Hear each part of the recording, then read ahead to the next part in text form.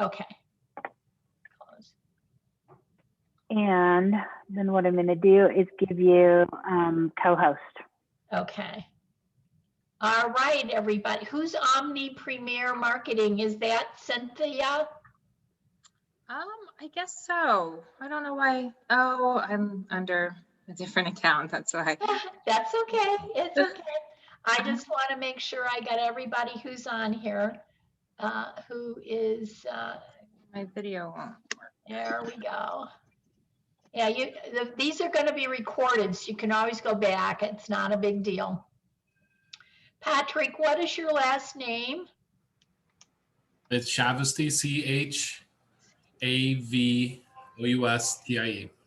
I'm sorry, CHAV what?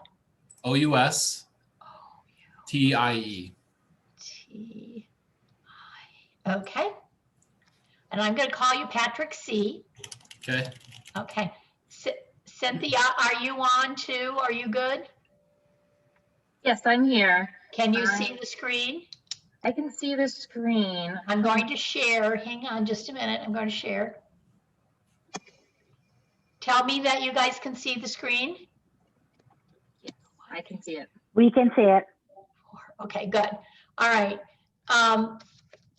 And I know some of you have been on it, some of you have not. What you're looking at is the information. The first sheet we've got here is the documents for command. So when you have a buyer, you have your agency agreement, You have disclosures, brokerage disclosure to buyer. It also could have definitions of working relationship. Either one works. You've got the exclusive right to list, buy list contract, which is your agency agreement, your buyer agreement. And there's one more that I did not put in here, but it's called buyer COVID-19 advisory. That is an additional document you can find in DocuSign or CTME. Change of status is if you go from being a buyer's agent to a transaction broker, both parties sign. Under contract documents are the documents that you have where you need a lender letter. So everybody should be either fully approved or pre-approved from a lender. When you put your house under contract with that buyer, you need a MLS printout sheet. It says under contract. Your real estate information is for the seller. Excuse me. That you know you've got the right seller's name, and you have you've got the seller's name, the legal description, the proper address, that type of thing you should have. The counter proposal is if the seller gave back to the buyer changes in the original offer. They'll have a counter proposal. Copy of the earnest money check and receipt, which will usually go to the title company or an agency. You have inspection objection resolution, inspection resolution. Please make a note, inspection objection, excuse me, and resolution. When you get to this point in being under contract, you can upload it to command. After that, when you get to, you will have already had everybody sign the disclosures. You have disclosures as square foot, sellers, square foot, water source, closing instructions, lead-based paint if it applies. And all of those documents would be signed within about the first few days of your offer being accepted. Any amend extends will come later as the transaction goes forth. Commission agreement are for sale by owners or new construction. Normally in a new construction, you will get a document that'll say what you're getting paid on and which price you're being paid on. short sell addendums if needed.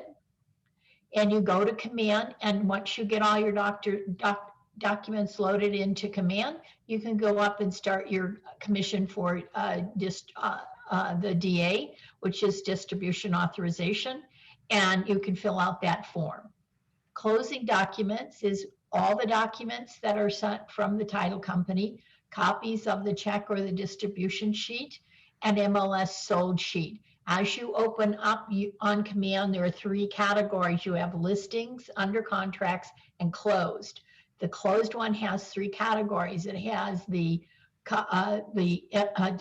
title company information, checks that need to be uploaded into checks, and then or distribution sheet, and the MLS sold. And then I can approve that grouping for you for close. Any questions on that? Poor Cynthia's new, so she has questions on everything. It's okay, Cynthia. It's great. Oh, Patrick, I'm sorry. I didn't recognize you. I thought, never mind. I didn't know both of you were going to be on here today, so no big deal.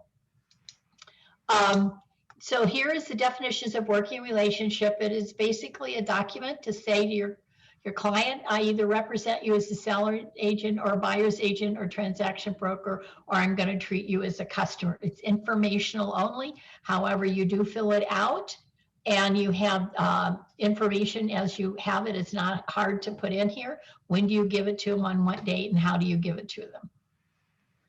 Your next document is the buyer advisory document. This is the document from our in-house attorney, Damian Cox. And at this point, these are things that you want to talk to your buyer about. What happens if there's a dispute, wire fraud? Under no circumstances are you to give in an email wiring instructions to a buyer or a seller. It all comes from the title company, because fraud is a big thing. As soon as here's your amount of money to bring, and here's where you take it from point A to point B, the people who commit frauds are all over it quickly. And it's a very large problem.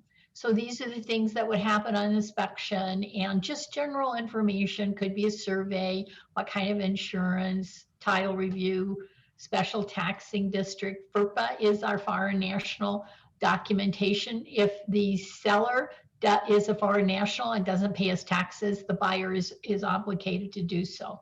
So these are just things that put together for information for your buyers. This is the document, and it is a buyer's agency document. You check your little box, buyer agent, in 98% of the time. You fill it out exactly as I'm telling you to do so, and I'll tell you to practice in a minute. Multiple person office is always checked. The legal description of your buyers, your legal names of your buyers, please. And the reason you do that, once you populate one thing, it'll populate all the documents, either in CTME or DocuSign. So when you set up your CTME or DocuSign, you will fill out, this is an automatic fill-in for Keller Williams Real Estate LLC, your name. Number 4 is always put this way if you expect to be paid. You have buyer's next principal residence, whether from the MLS, multi-listing service, FSBO for sale by owner, property investment, or new home builder. Now, there was something somebody brought to my attention, which you could also put in here, is land. That would be something else you could do, because it's not a principal residence, it's a purchase of a piece of land. So if you want to put that in between the FSBO and investment, just put the word land in there. On 3.6, you always have to have a beginning and ending date. I would strongly suggest that you do it for 6 months, maybe even 9. If you have a first-time home buyer who is looking in the 4 to say 550 price point, you know that's the feeding frenzy marketplace, and you know that creates some issues. So it could be that it could take them longer. It could be that they find something right away and it goes through. But odds are slim to zero that that's probably going to happen. So I would make it 6 months or 9 months, whichever is appropriate for whoever you're working with. On 3.8.2, you can put down will or will not go to another day, or will go to another day, or will not go to another day if it falls on a holiday or Saturday or Sunday. You never create your contracts with anything on a holiday or a Saturday, Sunday. On number 4, it's giving you information for your buyer. This is information, your relationship. I always check 4.3.1.2. It is always what I do. Now, if I'm going to change my status, there's a document called change of status to maybe to go to transaction broker, but that's a conversation for another day. Number 5 are your duties as you are as a agent. You have broker, you have duties. These duties cannot be changed or crossed out in. Number 5 is very, very important. Just, you don't have to memorize them, but you just have to be generally familiar with them. Once you check the box at the top, you've added 3 additional duties to your contract. Promoting the interest of the buyer with utmost good faith, loyalty, and fidelity, seeking price terms that are acceptable to buyers, counseling buyers as to any material benefits or risk in transaction that are actually known by buyer. Now, I'm going to use Teresa as my example because she had 2 people back to back that were in that sweet spot of around 400 to 500. And neither one of her buyers chose to listen to her counsel. It is something that sometimes you just have situations where they're not going to listen or believe you. How many offers did those 2 people do, Teresa? Do you remember? On the first one, we did like 4 offers, and the other one 4 or 5. Right. And they did not, she counseled them on what to do and they chose not to do it, but they blamed her for their inactions, which is not acceptable. Please don't accept that type of behavior. And one of them wouldn't even follow the COVID guidelines when we were going into the homes. He would just flat out just disagree with everything. So. Was that our engineer? Yes. Yes, I thought. That's our engineer. Yeah. So difficult people, all right, guys, but you want to put it in, you want to be sure you can also fire them. I'll show you in a minute where you can do that if you want, or not, whatever works. On 7.1 is success fee. Now I put the 2.8 in there because sometimes you'll get 2.4, sometimes you're going to get 2.1, sometimes you're going to get 2.5. Sometimes you'll get 3, sometimes you'll get 4. It's all over the ballpark, depending on what, is it a contract? Are you getting a builder? Is it, there's a whole lot of gamut, a lot of things. Any bonuses and greater commission shall be paid to Keller Williams Real Estate LLC at the time of closing. Now, if it's less than 2.8, I've never gone back on a buyer, but you could. I just take whatever is advertised, okay, and call it a day. Donna, Nothing else? Yes. excuse me a moment. Explain the commission fee to me, as far as I thought that basically commission in the area should be about the same. You can't like price fix that. Am I like totally off on that? You cannot, you never state that there is no standard fee for anything. It's against the antitrust laws. Okay. So what you're going to get is what is advertised. Now, if you have a buyer who buys a for sale by owner, there's another statement that goes into your contract. And when you get that far, I'll tell you what it is, that will get you paid. Okay, so when you tackle a for sale by owner, you always want to be sure that the seller understands that he's going to pay you X. I don't care what X is, but that's what it is. if it's less than your 2.8, then you go back to your buyer and ask for the difference. I've never done that, but that's up to how you want to run your business, okay? So you can set your commission fee really, I mean, the brokerage firm can set the commission fee to whatever they want, right?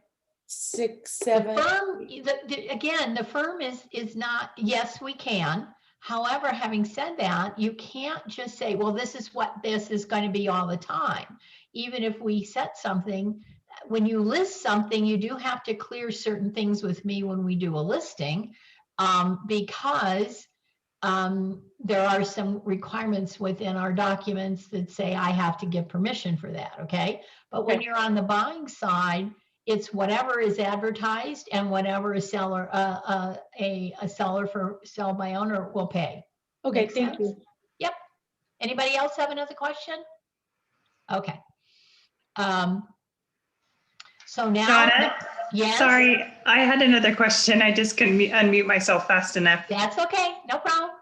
On the 7.1.2, when it says any bonuses or greater commissions shall be paid to Keller Williams Real Estate, what does that mean exactly? Does that mean that anything above that 2.8% goes to the market No, center? it goes to you. It goes to you. What we have is technically by law, all commissions are paid to the agency. So in our case, it's Keller Williams Real Estate, LLC. Then we, in our distribution authorization sheet, says, hey, Tamara gets this, KW gets this. And we give you a check at closing, which is very rare. If you work for another company, with all the other companies with one other exception, you will never be paid at the closing table, okay? We give you authorization to collect your check at the closing table. And that is different than most of the other companies. So that's a privilege we give you guys. So that's why we have you fill out your commission distribution authorization sheet. This way, you guys can get paid at the table, okay? Because the only other one that pays at the table is Coldwell Banker. Nobody else does. And so that's why by law, it's the agency that pays it back to you. Make sense to you, Tamara? Yes, thank you. Yeah, no, great. These are great questions, guys. Okay, now we go down, and the rest is pretty much as you see it. Now we'll go down to 7.2.4. This is the holdover, this is a lease situation, okay? I've never used this paragraph, but I always make sure I put it in there in case I might use it, okay? It's the lease, it's paid at the time of closing, will be paid, and payment and fees are at the time of the lease. Once in a great while it happens, but not very often, okay? So then on 7.3.1, a buyer is obligated to pay if seller does not. I always check this one, but sometimes I don't check it. I go down to 7.3.3, but most of the time it's always 7.3.1. 7.4 is the holdover period. And that is, I always try to put it 120 days, but if not, put 90. But this is the category in which I've showed X property and the buyer goes behind my back and buys the house from the seller, they could owe me a commission. That's how I explain this. Rest of this is you have the right to cancel. Buyer has a right to cancel, seller has a right to cancel. But there are times, because I have the final say, that I won't let a buyer out of it. I've only done that one time, and that's because the buyer was shredding buyer agency agreements faster than you can change clothes. So at this point, that creates a problem. So if you have that, let me know. Now with Teresa, I let both of the people out, and I had one guy, the engineer guy, didn't like what I said in the email, and I told him I was not going to give him another document, and he was not a happy camper, but I didn't really care. So I will let them out, but it's not very often does it happen. I think 3 times in the last few years. So, but these are your showing information. This is going to be not, you have following additional tasks to be performed by broker, none at this time. Showing is as per the MLS instructions, and you in the multi-listing services, you can put in here, it's the Denver metro area, it's the Fort Collins, it's Colorado Springs. You can be very specific on the areas that you're going to do, because you don't have access to the MLSs like in Park and Summit County. But in what is it, Snowmass up in northern part of Colorado, there is one area that you could, it's in the our MLS, but most of them are not. And so that's why you have to join IRIS and why you have to join PPA. Donna? Yes, ma'am. Isn't Iris part of the MLS now? I think Iris is part of the MLS. It is not. No, it Okay. is not. It's still separate, and so is PPA. Okay. Someday the old people up in northern Colorado will realize that proprietary rights is not the best interest of all of the agents in all the areas. So I don't know when that'll ever occur, but for the moment, they're just an antiquated system. And anybody who's had anything up in Fort Collins, Loveland, and Longmont will find out that it's a very difficult system to maneuver in. But anyway, the identity of the broker, now it does, and only once in a while is this, it does not. My husband and I sold Gary Coleman, who was the actor on Different Strokes, a couple of houses, and my husband flew to Chicago to help him do some stuff. But and a lot of times we had nuggets and other athletes that don't want us to divulge who they are right now. But later on, when we write an offer, it could be into their name or their family trust, or their attorney has an entity that it wants to go into. Okay. So discrimination, wire fraud, those types of things. Go down to 21. I don't have additional provisions, but in additional provisions, you could put down your transaction broker name and number, and that they're doing all the paperwork and will be paid by the buyer's agent. You're going to attach 2 other documents to this document, which is the buyer advisory and definition of working relationship. So your first email, you've got 3 documents. You've got your buyer advisory, definition of working relationships, and the agency agreement, and the co-vet advisory. So you have 4 documents that go in the first email. That's when you're talking to a buyer after you've had your consultation, you've given them a lender, blah, blah, blah, okay? So now we go to the contract. Again, you have your buyer's legal names in here. They're going to take joint tenants, tenants in common, or others. Joint tenants is right of survivorship. Tenants in common is a percentage usually used in a second marriage. And other means single or severalty. And you have the seller's legal name because you took it off of realist. You got the property county and legal address and address. Make sure those are properly done.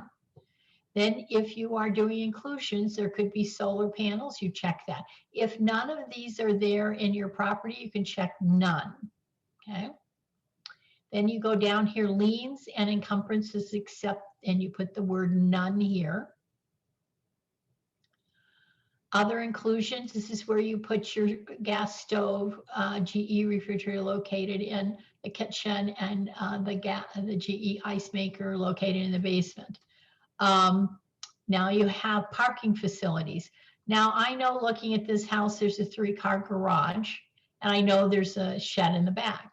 However, if you are so used to flying through this paragraph, what happens is when you get to a condo or a townhome, you're not going to remember to ask the question of your listing agent.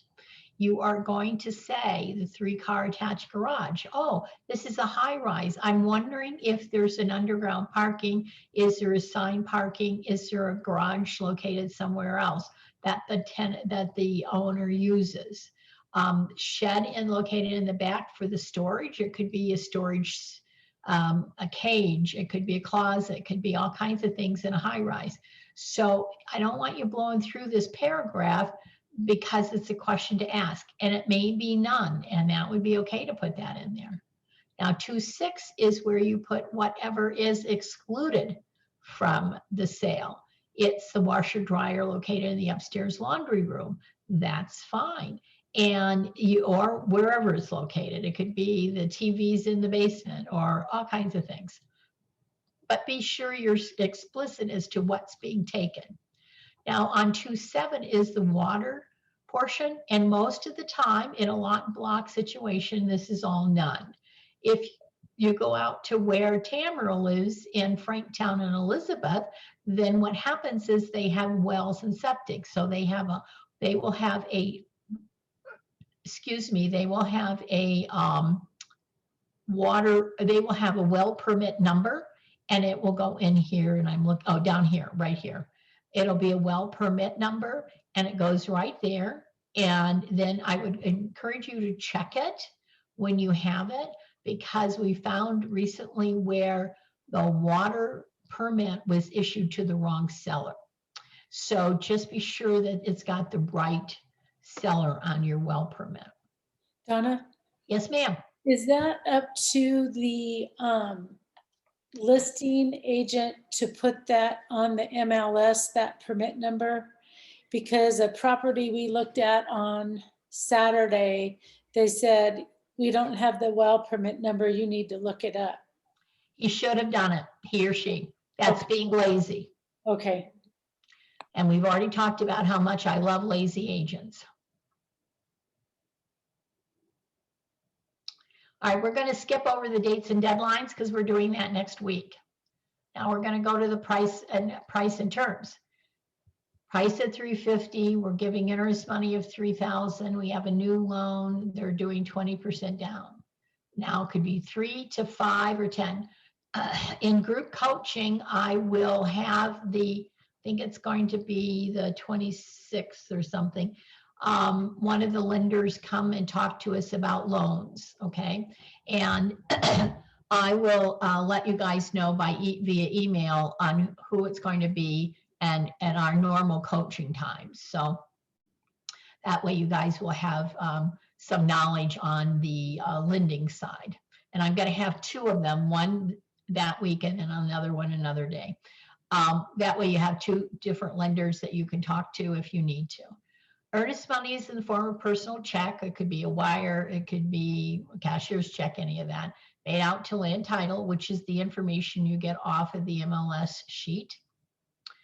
These, you have dates. We'll talk about that next time. Now on 4.4.2, the buyer represents as of this date, they do or do not have the funds. Now you cannot check does if your property is under contract and has not closed because they don't have the money. You have to check do not. If they live in an apartment and they've got their savings in their loan, you can say yes, they do. Number 4.5.3 is what type of loan. Please only check one.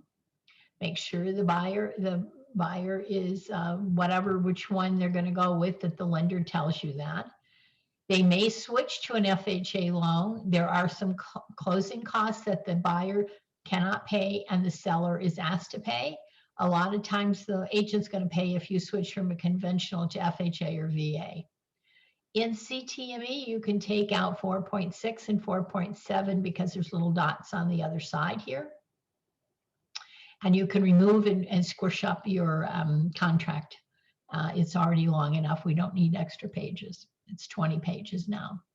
The circle 5.2, this one is the last opportunity that your buyer has in order to get a new loan, okay? This is, if you do not have this terminated by this date, then the buyer will not get their earnest money back. So once they say they're good to go, the earnest money becomes hard. Again, on 5.3 and 5.4, you can check the little boxes to the left in CTME. I don't remember if it is that way in DocuSign or not, to squish and lose those paragraphs. Number 6 is appraisal. Appraisal is the first portion here in 6.2.1 is conventional, which just goes along with your dates and deadlines. Now on 6.22, which is your conventional, FHA, 2 things have to happen. 1, you put the price that is in paragraph 3, right here where the 0 is. You always make sure that that is changed if it's countered. And you make sure that this paragraph has been changed. Appraisers look at this. They do not look at the first up in paragraph 3. Now, the other thing that happens, put a date and deadline for FHA and for VA. It doesn't always hit the right date, but you want to put a date in there so that the lender can be pushed and try to get the dates as quickly as possible. Right now, they're not too far behind, but in time they will be. It does take a moment or two to get your appraisals based on the fact that the appraisers are a bit behind. They're slammed with the revise. As a sale contract, you move to the front of the line, but nevertheless, put dates in it for VA or FHA loan. Now, you may get some agent on the other side that says to you, those don't have to be in there. Well, here's the thing. You're putting it in for the dates for the lender, not so much that the dates are actually going to get hit because you're hoping they will. But on the VA loans, every Monday, the VA hands out, I don't know, anywhere from 5 to 10 or 15 loans to be done. And if you don't have an assigned date appraiser, excuse me, on that date, you're going to move to the next Monday. But we're trying to keep everybody on track. So that's why you want to put your dates in here, okay? 6.4, cost of appraisal is usually borne by the buyer, okay? Number 7 is the HOA information. Now, you as a buyer's agent should, when you receive your HOA information, you should be sure to check your paragraphs here to make sure you've got everything that is required that the seller gives to the buyer. If you don't have something, put it in the email you're requesting. If you're the listing agent, when you send it over and you don't have everything in this grouping, then you say, listen, I've got this, this, and this, but the remainder of it the seller does not have. This is a protection for you and the seller or you and the buyer to know that you've received everything you're entitled to. Because if they do not receive these pieces of information on time, the buyer does not have to close, and it'll be up to 10 days that he or she will not have to close. So it's imperative that you get these in a timely fashion, and you put your dates and deadlines for HOA as close to your title work as you can get them. That way you need to be sure that you've accomplished the task of receiving things. On 7, paragraph 8 is your title information. You always check the first one if you represent your buyer on 811. If you choose to not check this and go back, the buyer sells it, it's going to, or check the buyer will select, then the buyer is taking on anywhere from $1,400 to $1,700 additional expenses because they're paying for the seller's title policy also. 8.1.3 is you always check will. Get an owner extended coverage, you will get that. And the reason you do that, and you want to have it paid by seller, or if you change your mind, you can do buyer. It's only somewhere between $35 and $65. The bottom line is you have a day before, a day of, and the day after. If you take and check this box, if somebody sneaks in and puts a lien on your property, you'll know about it. You'll either close or you won't, or you'll have an amend extend to extend the closing. I'm going to tell you a story, and it's a true story. $875,000 house in the Timbers, was listing agent as a Remax agent, selling agent as a Coldwell Banker agent. And seller gets his $375,000 and goes on his merry way. The listing agent gets his, and the selling agent gets hers, and the buyer gets keys. 1 week later, there was a knock on the door from the state of Colorado because that seller was one step ahead of a federal bench warrant, and did not have an owner extended coverage. And then it came back. It probably came back, I know it did, on the Coldwell Banker agent because I talked to her. And I'm pretty sure she probably lost her license because there was suits and buyers had to retain attorneys, and it was a mess. And so her job was to say to them, get an owner extended policy. They would have never closed if that had happened. Disappointed, yes, but not through the extra expense that was involved in suing the title company and the agent. So it was a mess. It was a huge mess. Always, always check this box. Now you have different copies of title and different information, recordings, off-record recordings. That basically is dealing with if you have a flight pattern or maybe an empty lot, and the buyer wants to check on something and doesn't like it, he can get out in these two categories here, okay? Number 8 is dealing with special taxing district, which is usually, if you get your tax certificate, you can see what's levied for the fire, the police, the libraries, all of that type of thing. And it's listed out on your tax certificate. That's why I require the tax certificate to be separate from your title work. You have, again, rights to object to something in your title, where this title could be where you have a lease of a solar panel and the buyer's going to review it but can't qualify for it. Now we have a problem. So now we're going to ask the seller to pay it off at closing. So there's a lot of, not often, but there could be an IRS lien. There could be a mechanics lien, all kinds of different things that would stop the closing. So currently pay attention to that when you get your information. Now the bold print here on 8.7.1 is dealing with water and surface rights. A lot of people in the Delbert, Albert, and East Douglas were asked to subordinate their position on gas and oil, and they were paid $5,000 or $10,000 to do that. So most of them never were drilled on or never came to be. They just got a free $5,000 or $10,000. I would always check new ILC or new survey, new improvement location certificate. If you check that box, it's a new improvement location certificate or a new survey. Could be a plat map under new improvement location certificate too. Then you have the buyer will order, buyer will pay, because that's usually under the requirement, if it's required, will be by the title company and or the lender. And you don't ever want to put you in here. You always want to put buyer's lender, period, in there. Then we go down to paragraph 10. These are inspections and due diligence. And your property is always sold as is, where is, and with all faults. You have inspections, any kind you want, as long as you don't destroy the property and you put it back to its original position or condition. Now on 10.6 is where we get lots of garbage. If you have like a solar lease, you want to put that in here, check the box, lease agreement for the solar panels for buyers to review and accept of said lease.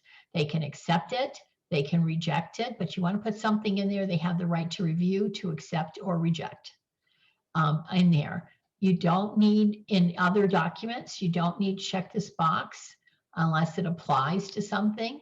And it isn't where you put down, I want all of the manuals for the refrigerators and dishwasher and whatever staying. You can put that into your inspection objection or your inspection objection document, but you don't put it in here. There's a lot of garbage I see in here. The rest of it is doing, again, your due diligence, and it may or may not. You could put in here also where you might have asked the sellers for where other document information. If there's a finished basement, ask if they pulled the permits from the county, and have they had final inspection? Something like that, okay? On 10.6.1.2. Now we go down to water. I would encourage all sellers to, it's not to fill a seller's property disclosure and a source of water addendum, even though the water information is in your seller's property disclosure. Most of the time it's not filled out properly. So if you have a separate document, but you don't usually receive it as you're doing this offer. Now, if there's no wells, you check that. And then our lead-based paint. If lead-based paint is a requirement, then you have the listing agent should have given you, or you have access to the disclosures ahead of time in the MLS, and they'll give you your MLS. You'll get your lead-based paint disclosure there. The carbon monoxide is a law here in the state of Colorado. About 8 years ago, a whole family of 4 died of carbon monoxide in Aspen. And it became a law about that time, maybe a year later, that all listed properties have to have carbon monoxide detectors within 15 feet of their sleeping areas. And they must have that at the time of listing. Again, we have a group of about 50% that adhere to it and 50% that don't. But they have to have it in before closing. So it's something else you put into your inspection objection. You have meth disclosure. We don't have a meth farm here in Keller Williams. However, other people do. And if they send it over, your buyer wants to sign it, that's okay too. Estoppels only apply if this is an investment property to find out the history of how the tenant has paid. Closing instructions are not executed, but you always want to be sure you ask for them if possible and get it before closing. The listing on 12.3, the listing agent is always in control of the closing, but usually the listing agent will call and say, ring, ring, hey, listen, Tamara, I was wondering, my seller's closing at this time. When did your buyers want to close? Everybody's pretty nice about it. Every once in a while we get somebody that isn't, but generally they are. Now, on 13, you can either leave it blank because this is the transfer title, or you can check the box special warranty deed.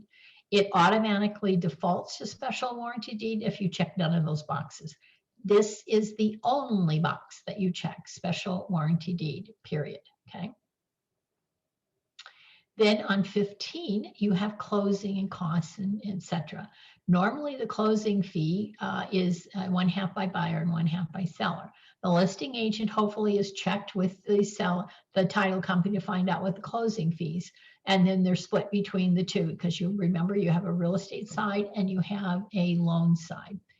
On 15.3 is your HOA. If there's none, then check none. If there is, I want the seller to pay, because those documents, that letter, status letter, is anywhere from $150 to $1,000. It can be very expensive. I believe here in Highlands Ranch it's $150. And then you can check any of recording. I always put seller if I represent the buyer. Now on the local transfer fee, I put 0. I should have checked the box none here right after where it says be paid at closing by. I check none because we don't have a transfer fee. However, in the high country, they do. And they also have a private transfer fee. And again, if you are not competent in the area you're selling, you might miss these two, and they could be hefty, guys. Now, 15.6, you always put this in, because you don't know if the water district does or doesn't have a transfer fee. A lot of them are putting in about $100 right now, but that's going to increase over time as people use less water. So you always want to put it in here. You always want to put it domestic. But in Highlands Ranch, just so for your knowledge, we are a community, so you would check the last box and put in community. But right now, in other areas, it is water district, and you want the seller to do it. Sales and usage tax is not down here, but it can be in the high country. So again, it's back to the competency thing. 15.8.1 are about FERPA. The title company will take care of this. Do not check this box, please.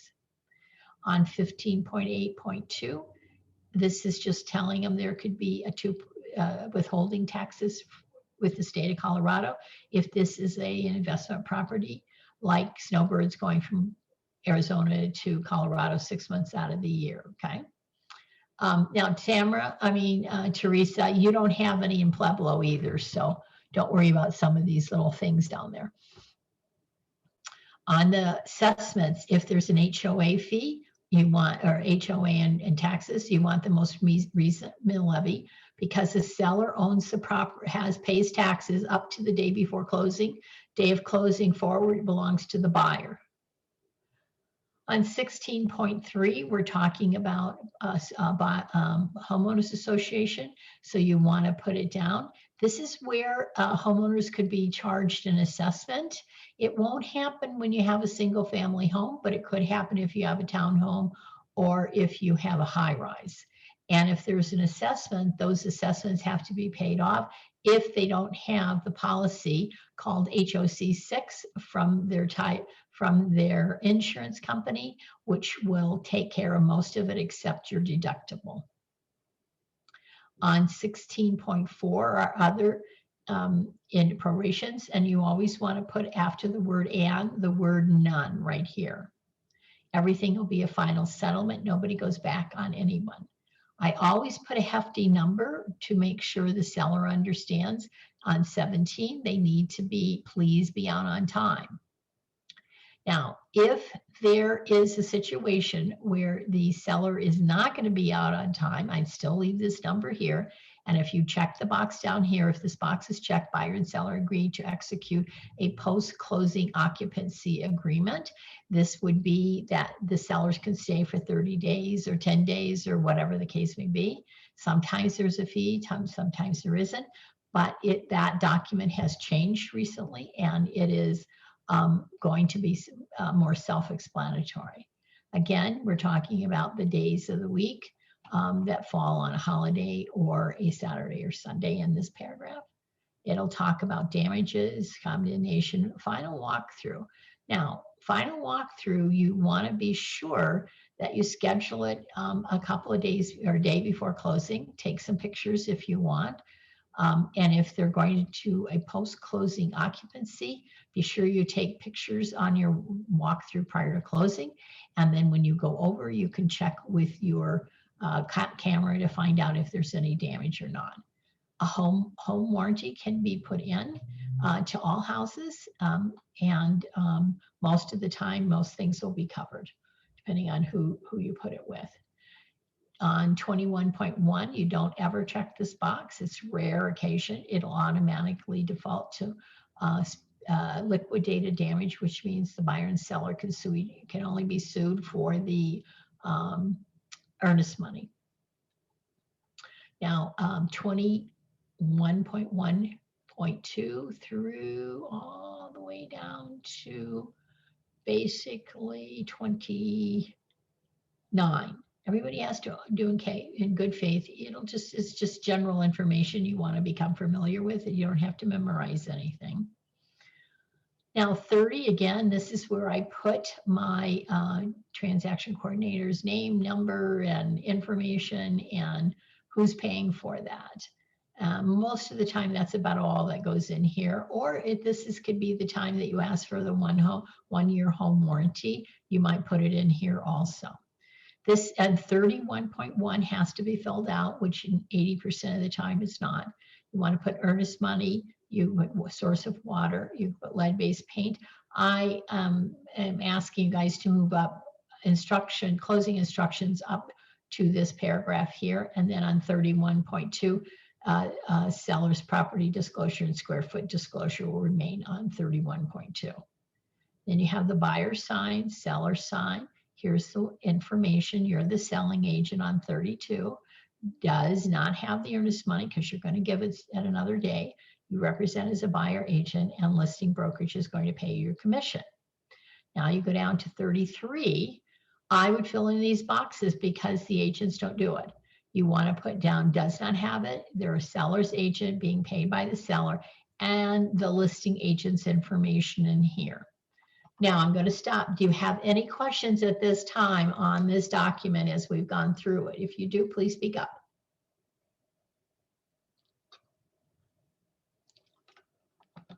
Everybody, nobody questions. Whoa. Okay. So now we're going over to post-closing occupancy. And this is really not it. Let me see. I thought she put a new one in here and this is not. You can go into CTME and look for the new post-closing occupancy. I've got to give her a new one because this is not in here unless she put it towards the end. Now, earnest money receipt. This is who's going to get it, how much it is, and you can find that out on the MLS sheet.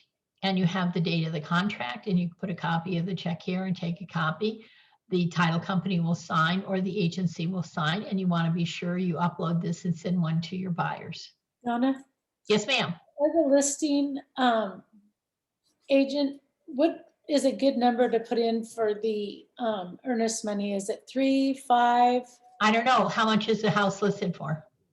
Well, we have to figure that out. I was Well, just. let's just say the house is 3,000. Okay, Okay, 300,000. I would put in 3,000 to 4,000 on a $300,000 house. so And like the four, 10%? I don't know. I just choose a number. I Okay. don't have a percentage. Okay, You can't. You got to remember, if you go over $7,500, now you're going into a different court system. If there's a dispute on earnest money. Okay, so I like to keep it below 7,500. But if we get to like 500 or 600, I would make it 7,500 to a 10,000. But most of the time, everything is fine. Every once in a while, it's going to be a problem. Notice to terminate. These are the things you can terminate. If others is something you can say, off-record matters in here or something like that. Lending, most of the time it's going to be on inspection, or it's going to be on appraisal, or it's going to be on, could be title every once in a while too. Not very often lately, but most of the time it's going to be on an inspection. And so you fill it out and all parties. Now this document is a notice. It is the person who is terminating is the box that you check, and the person you put in here. Sellers don't have to sign. Now, this is the most important document if you do a termination, because the title companies and or the agencies will not release the earnest money unless all parties have signed this document. And it's going to be 5,000 released to, Joe Buyer. And this document is what the title company had when the title company will issue the refund. Otherwise, it's not going to be there. And you have a battle and you got to go to mediation, and there's a whole lot of other things that happen. Now, if you have a title issue, you automatically put in due diligence or off matters or something of this nature under title to give notice. Then you have a document that you resolve by amend, extends, and things of that nature here. Now you have an appraisal value that says it did not appraise for the agreed upon selling price. And we are seeing more and more of this because the buyers have these exorbitant amount of appraisal gap pricing, and it becomes a problem. And I've already seen a couple of times where buyers have backed out of the contract because they don't want to bring the extra money for one reason or another. So this is, you do it, you have a deadline to get it in, resolve, and agree. Buyer acknowledgement, this is a document that is in CTME under Damien's docs, because if your buyer does not want to have an inspection or doesn't choose to get a home warranty, I would have him sign one of these. And basically, because that is a protection for you, because they might come back to you and say, well, you never told me. Well, if you have them sign this acknowledgement that they're waiving the right, they're not deciding against a property inspection and they don't want a home warranty, then you can say, if you have to go before a judge, you can say, hey, listen, this is a document that they signed saying they didn't want it. So you're protected, okay? Closing instructions. This is closing instructions. They were changed in 19. you always want to put on line 16 the date of the contract here, and then you go through and you agree to different things through here, and you want to have closings, what the amount. Now, if you're a listing agent, call your title company, find out what closing fees are, because they're anywhere from about $350 to $500. So they're split equally between a buyer and seller, depending on how the contract's written most of the time. Disputes, etc. In here under 16 doesn't usually have a whole lot, but it could be you will have a personal representative deed, or a personal representative because it's an estate sale, or you might have a power of attorney because one buyer or the other isn't going to attend closing. So the docs are prepared differently if there's something in this provision here. Everybody signs and everybody moves forward. Okay, who's got questions now on anything that we've gone over? Wow, a quiet group.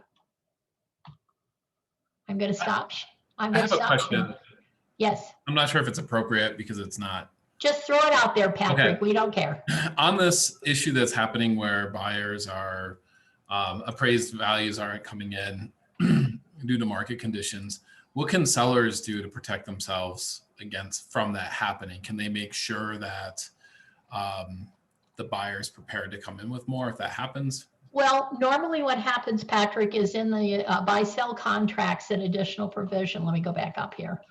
Buyer agents usually type in under, hang on just a minute, where you see this additional provision on paragraph 30.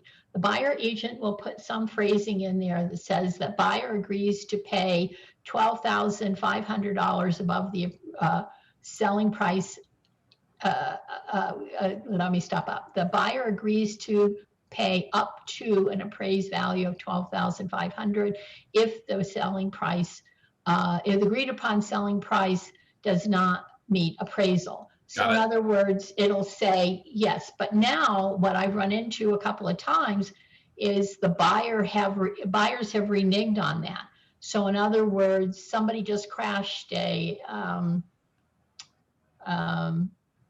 deal because the buyer couldn't come up with the extra amount of money and they only chose to go to X. So you always put a ceiling if you're a selling agent. Let's say you've got an offer at $450 and all of a sudden everybody bids it up and you're going to bid $470. And the difference between $450 and $470 has to be in cash. Okay. The lender's not going to lend between those two. So the buyer says, sure, I'll take it up to X, whatever, to 470, but I'll only pay 10 grand over whatever the appraised price is. Got it. So they could bid at 470, but they're only agreed to going up to 460. Now, okay, the house comes in at 450. Now because the way the contract was written, the buyers agreed to pay another 10 grand to closing. And what we're finding is several time deals have fallen because buyers are refusing to bring the extra 10 grand to closing. Okay. Now, is there a recourse for a buyer? Yeah, probably they could sue and do some other stuff. But now you have to have your house off the market. You might as well just go find another buyer and call it a day, Okay. which is what happens. On a seller's side, there is no guarantee that that buyer will bring that money. But one of the questions a listing agent should always ask is, Mr. Lender, if this goes higher, say they have to bring $10,000 more, do they have the ability to bring it in cash? What I'm finding is the listing agents are not inquiring when they get an offer that can the buyer really bring this $10,000 or $12,000 to closing? And that's where part of the issue is. Listing agents are not asking the right questions.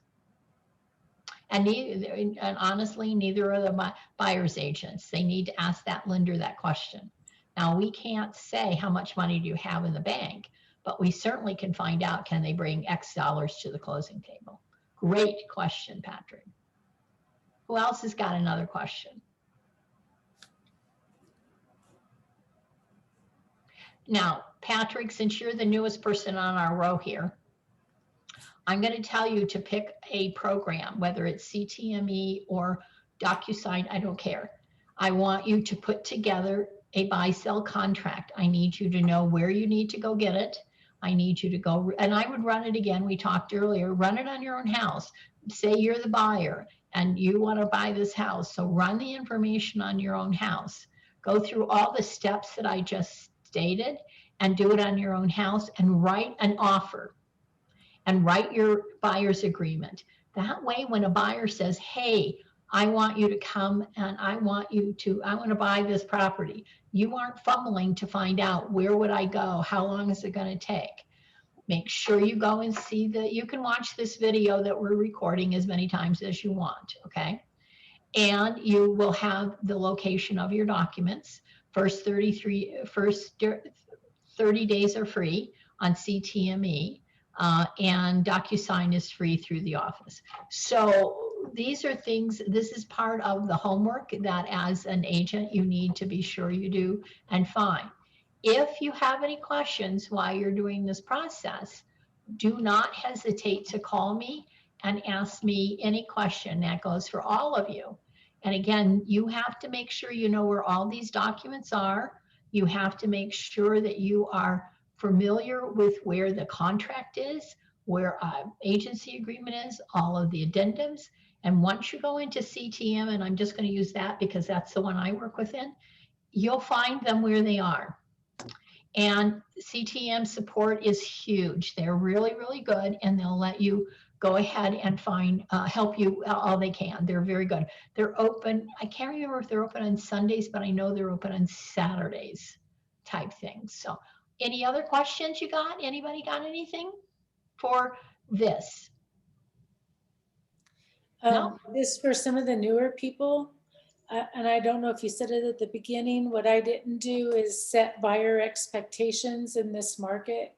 So I didn't tell my two buyers they may have to put in 10, 15, 20 offers before they get one. So I never did that. Yeah, and that's part of the buyer consultation. And as time goes on, we will walk through what that looks like and stuff. But your buyer consultation is basically to outline what the anticipations, what's the expectation is of buying and how we buy here in Colorado. Because if the buyer came from another state, their world is different. That state could be an escrow state. It could be an attorney state. Those processes are totally different than what our process is, okay? So that's great. Thank you, Teresa. Set the expectation to that buyer as to what they're looking at or what exactly they're doing here, okay? Okay, so what we're going to do next week, let me stop sharing here. What we're going to do next week is dates. And what I'm going to do on the dates is to outline exactly who's responsible for what. So when you put a house under contract, the dates are going to show you who's supposed to give you things and what are you supposed to do and what's the buyer supposed to do. So that's what we're going to do next week, 12 o'clock on Monday. So anybody have any questions? Your homework is go ahead and write an offer so you know where it is. All of you, okay? So anybody got any questions or concerns? If not, yep. Anybody got anything else? Okay, if not, I'll leave you guys. Have a great afternoon, and I'll see you guys hopefully on command tomorrow when Amy starts her new cycle of command. Okay, see you. Thank you. Thank you. You're welcome. Thank you, Donna. Bye. Thanks, Donna.